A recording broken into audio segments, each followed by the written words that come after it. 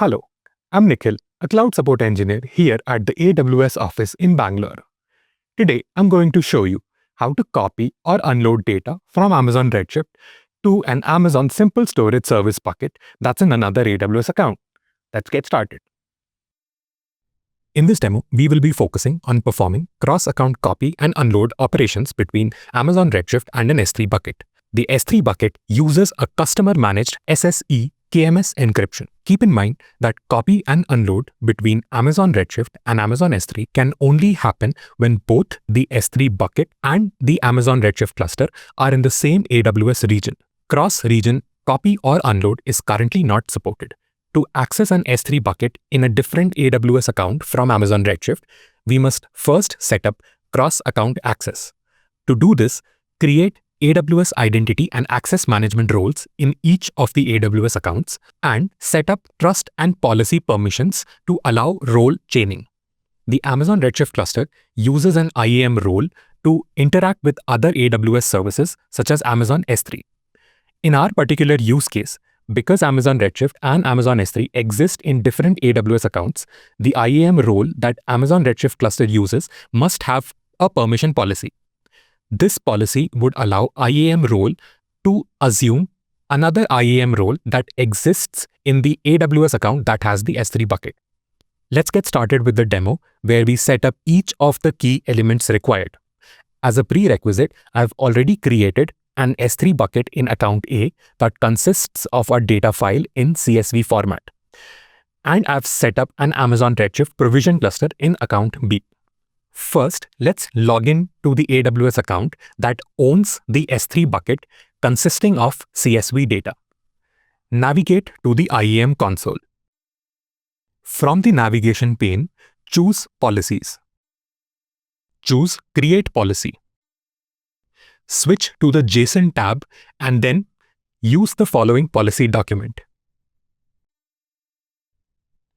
This policy allows access to the S3 bucket and the KMS key that's used to encrypt it, if applicable. Choose Next. Enter a name for the policy, such as Allow Redshift Access to Bucket. Choose Create Policy. Next, let's create an IAM role.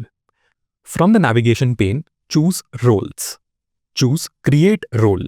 For Trusted Entity Type, choose another AWS account.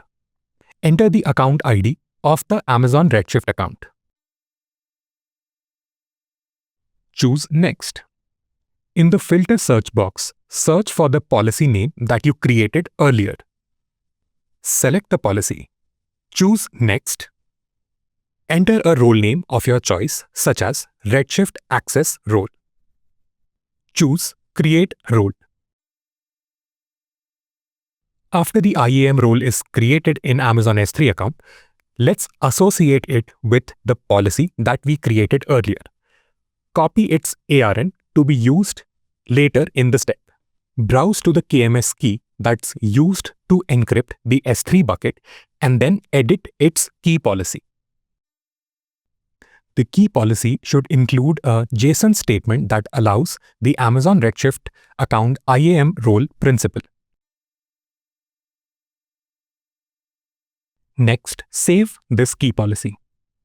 Now, switch to the AWS account that contains your Amazon Redshift cluster.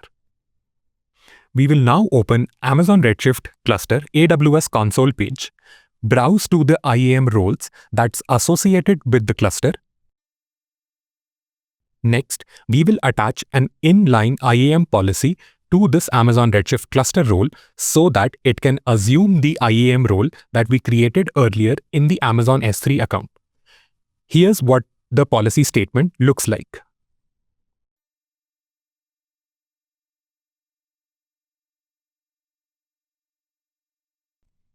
Copy the ARN for this Amazon Redshift IAM role. We will use this to set up the trust relationship in the Amazon S3 account. Finally, let's set up the trust relationship to allow the IAM role in Amazon Redshift to assume role created in S3 account. Switch back to the Amazon S3 account, then go to the IAM role that we have created. Open the trust relationship. Edit the trust policy. Replace the principal AWS ARN with the ARN of the Amazon Redshift role. This makes sure that the role in the Amazon S3 account can only be assumed by the IAM role associated with our Amazon Redshift cluster. We will now switch back to the Amazon Redshift account to test cross-account copy and unload operations. Open Amazon Redshift Query Editor V2.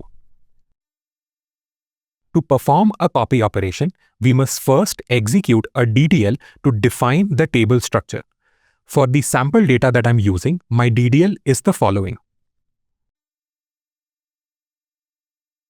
Next, use the copy command to load data into Redshift table. For our use case, we will be using this copy statement. It's important to note that we must specify both IAM roles in the IAM role parameter, separated by a comma. This allows the copy to use the IAM role chaining for cross-account interaction. Similarly, we can run the unload operation with this command. If the command succeeds, then you've set up cross-account access correctly. And now you know how to copy or unload data from Amazon Redshift to an S3 bucket in another AWS account. Thanks for watching and happy cloud computing from all of us here at AWS.